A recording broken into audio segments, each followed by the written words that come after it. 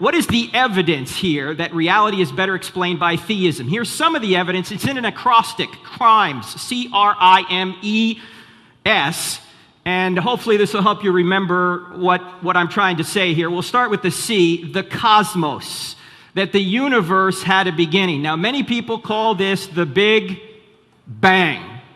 Now, I should have had sound for that. I had the coolest sound effect. Can we try that again, Ronnie? This is evidence of what we call the Big. I'm sorry, the sound's not working. Anyway, we're supposed to go bang, and you're all supposed to go wow. Now, a lot of Christians are afraid of the Big Bang. They don't believe in the Big Bang. Look, I believe in the Big Bang. I just know who banged it, okay?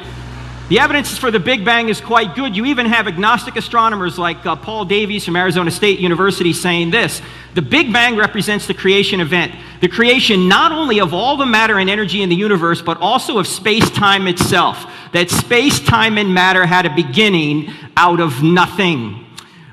This is Alexander Vilenkin from Tufts University. In 2003, he teamed up with Alan Guth and one other cosmologist to basically, according to him, prove that the universe had a beginning. Now, Vilenkin is even a believer in the multiverse, that there are many universes out there, but he says even if there are, the whole show needs an absolute beginning. He actually uses the word proof. Here's what he said: with the proof now in place, cosmologists can no longer hide behind the possibility of a past eternal universe. There is now no escape. They have to face the problem of a cosmic beginning.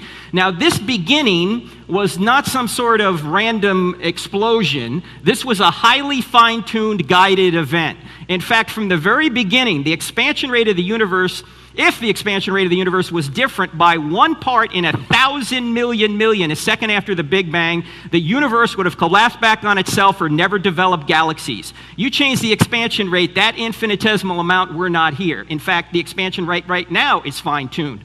So is the gravitational force. If it were altered by more than 1 in 10 to the 40, we wouldn't be here.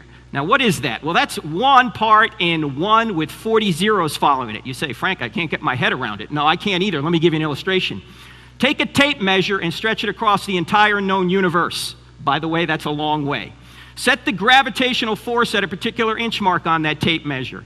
I realize gravity is not measured in inches. This is just give you a scale idea in your mind. If you were to move the strength of gravity 1 inch in either direction, we wouldn't be here. Now, there's only 3 possibilities for why that value is the way it is. Physical necessity, it had to be there. Well, no, it didn't have to be there. It could have been here, could have been here, could have been 1,000 miles that way.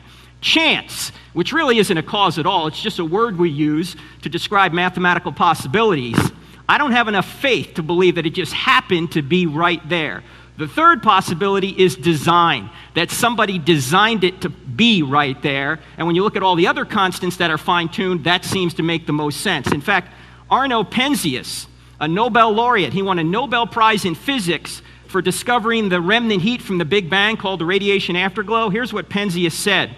He said, astronomy leads us to a unique event, a universe which was created out of nothing, one with the very delicate balance needed to provide exactly the right conditions required to permit life, and one which has an underlying, one might say, supernatural plan. So this is a highly fine-tuned event. Now, if the universe had a beginning, then it must have had a beginner. The evidence leaves us with one of the following 2 options. Either no one created something out of nothing, which is the atheistic view, or someone created something out of nothing, which is the theistic view. Now, my only question is, which view is more reasonable?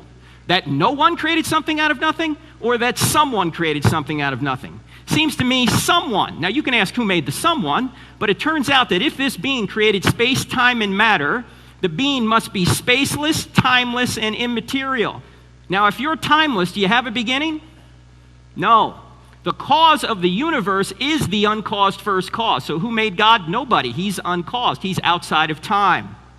Now, I say, which view is more reasonable? Because the second line of evidence in crimes is reason. Now, David ran the Reason Rally, in fact, organized it in D.C. Richard Dawkins, many other atheists showed up. There's one little problem, though. If you're an atheist, you can't justify reason. In fact, Darwin knew this. If our minds evolved by an unguided process, our brains evolved from an unguided process, Darwin realized the problem. Here was his doubt.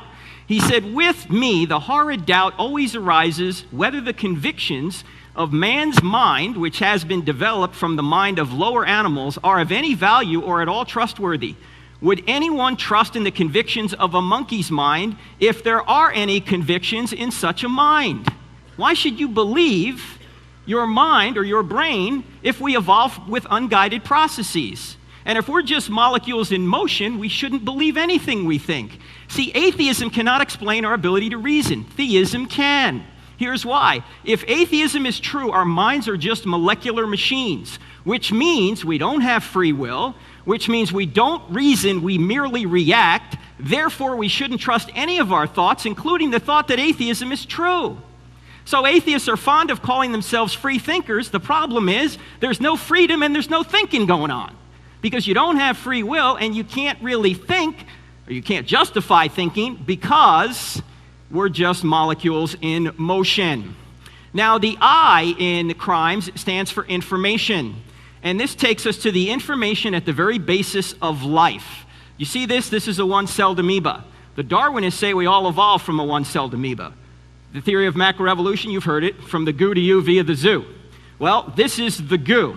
Now, in Darwin's day, nobody knew what was in a cell. Today, we know. Now, before we look at the cell, realize there's an important observation here.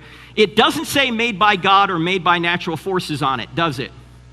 So what do you have to do? You have to make an interpretation. You have to look at the data and make an interpretation. By the way, that's why science doesn't say anything scientists do. All data needs to be interpreted. So how do we interpret the data? Darwin did not have the luxury of knowing what was in the cell. Today, we do. In fact, in order to explain this, let me take you to your breakfast table. Suppose you love alphabet cereal. You're a teenager, and one day you come downstairs to have a bowl of alphabet cereal, and you see the cereal's knocked over on the table, and right in the middle of the table, the letters spell, "Take out the garbage, Mom." What are you going to assume? The cat knocked the box over?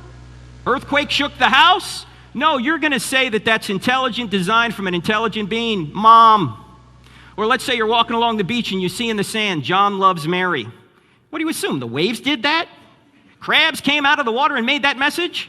No, you're going to say that there had to be an intelligent being there, because you know in all your prior experience that messages only come from minds. They don't come from repetitive natural forces. Well, if messages only come from minds, where does this message come from? DNA.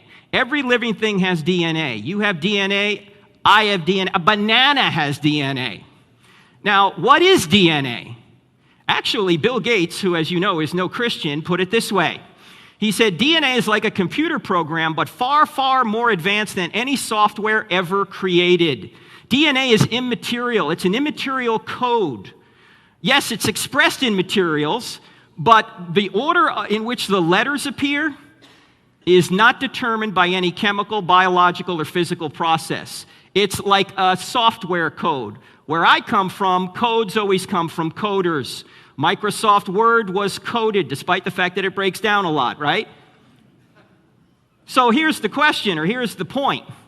DNA is like a message. It's like "Take out the garbage, Mom," except it's a lot longer than "Take out the garbage, Mom." In fact, your DNA has about 3 billion characters in it, all in the right order, save a few mutations.